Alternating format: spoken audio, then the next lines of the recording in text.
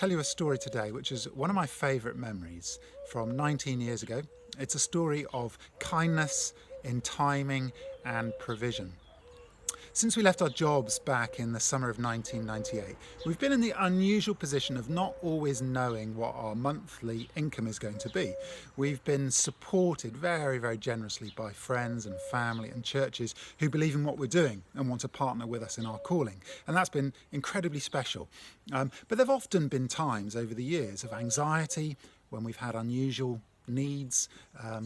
And we've had to pray and really wait and expectantly, not knowing if we're going to see those needs met. It's been unusual actually because in a sense it takes, if you don't have the money for it, it takes as much of a miracle to find the money for a flight, let's say to Rwanda for ministry, as it does to replace a car. If you don't have the money, both of them need a miracle. And we've seen some amazing answers to prayer over the years. When we first moved to Mozambique, back in the late 90s, we've made a conscious decision that we wanted to simplify our lives, that we wanted to identify with the people that we were living with as much as we could. And part of that decision was we would not have a vehicle. We would travel just like other Mozambicans were.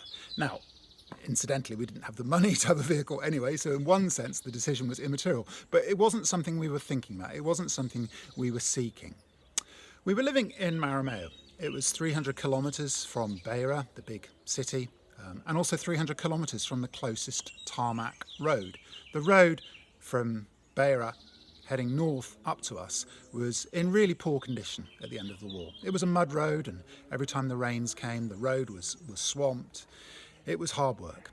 We used to hitchhike on the back of lorries with dozens of other people. We'd be sitting there in the back of the lorry, and the journey could take anything from 10 hours, 12 hours, 18 hours.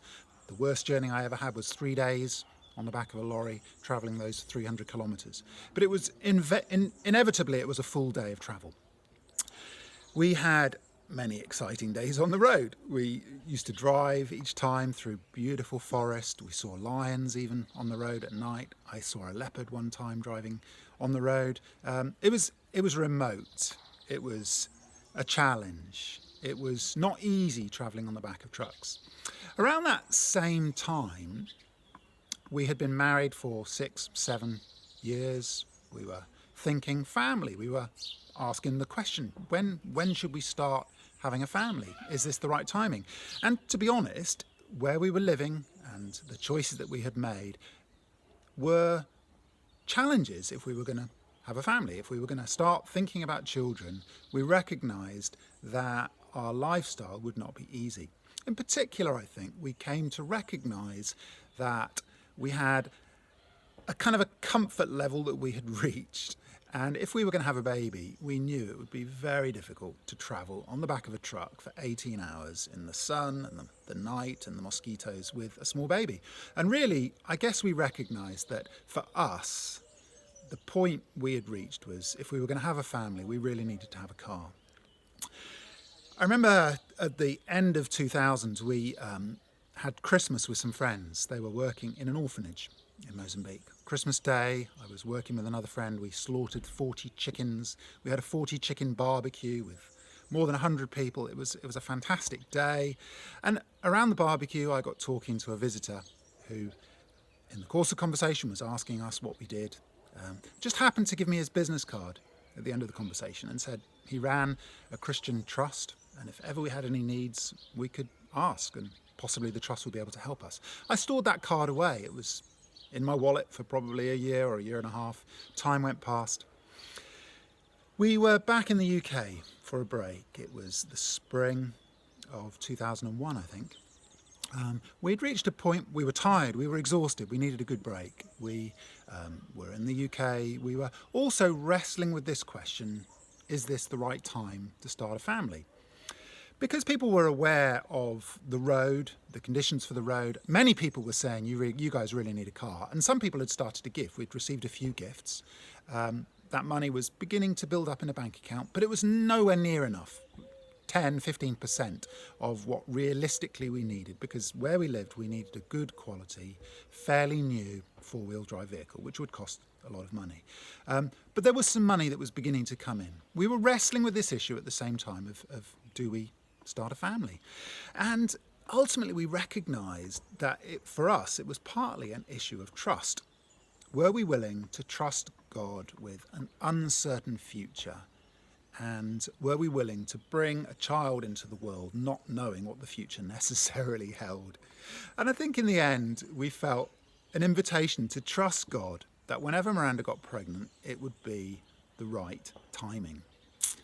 Time passed, we're back in the UK. Actually at that time there were major floods again in Mozambique. Our colleagues in Marameo were actually evacuated by helicopter. All these things were going on. It was a stressful time whilst it was also a time of rest.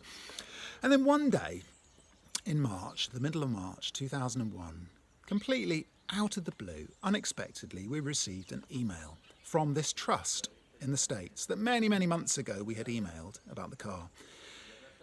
We received an email and basically it said they were going to give us a substantial gift, which was more than enough to buy a 2-year-old Toyota 4-wheel drive, Toyota Hilux twin cab.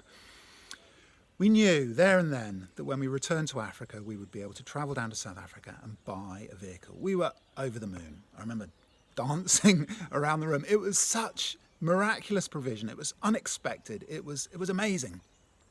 Later that afternoon, Miranda suggested that we go out that night to a restaurant to celebrate for dinner. So we dressed up, we went to Harry's, a local restaurant in town. Midway through dinner, she gave me a card. I opened the card. It said, "My gorgeous Tim, today is a day of celebration." I thought, yes, it is. We've got a new car. And she went on, "I have life-changing, awesome, stunning news for you. You are going to be a dad." I took a double take. I read this card. What? I'm going to be a dad? Amazingly, an hour after receiving this email about the vehicle, Miranda took a pregnancy test and discovered that she was pregnant.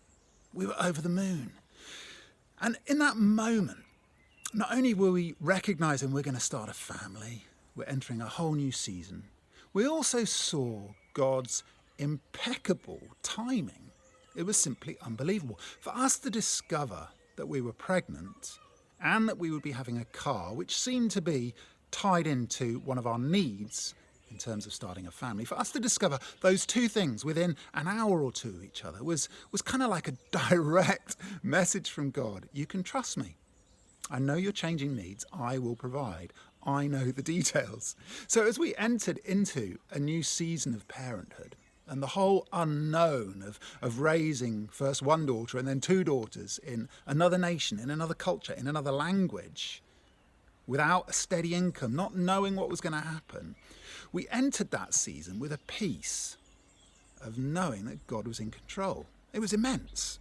Common sense said, don't go back to Mozambique pregnant. Don't go into a malaria zone pregnant. But we had this peace that came partly through this provision and the timing, that God was in control, that we could trust God with our uncertain future. We could trust God's future grace in the decisions that we were making. And so that moment for me, I think it was March the 16th, 2001, was an incredible Ebenezer moment. The timing was part of the Ebenezer.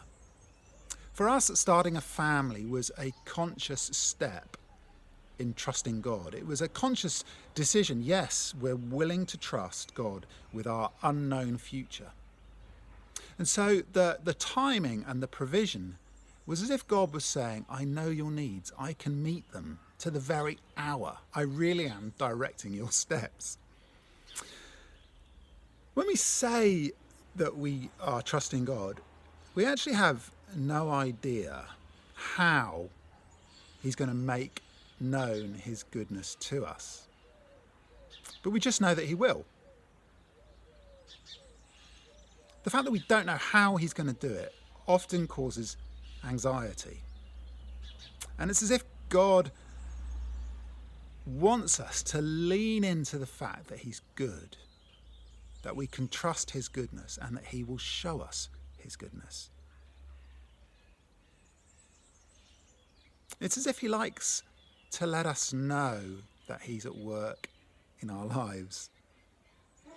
And he often does this through moments of incredible timing. We discovered that we were going to be able to buy a car, and we discovered that we were pregnant in the same afternoon. It was as if God was just giving us a gentle, loving wink and saying, look, you can trust me. It was kind of unnecessary serendipity, but it was God saying, I know you. Your times are in my hands.